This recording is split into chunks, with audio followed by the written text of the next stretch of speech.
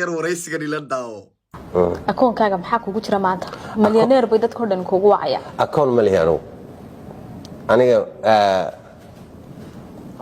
shaqaalan ka haysto kambanigayga shaqaalaad soo aragtaa ma shaqaalan ma ka ahayba sida sharciga mushahar qaata jeega la qoraa sida dadka kale loo qoro waxa jira meeshan Mareykanka hadii kambanigaadu uu yahay incorporate it does taxi corporation oo sameeya oo asu corporation waa adugu markay hadaadan LLC ahayn oo LLC mushaharkaaga qaadato marka la isku daraba maxaad oran kartaa maanta akoonkayga waan ugu tagayaa أنا مشاركة إسلامتي دقات.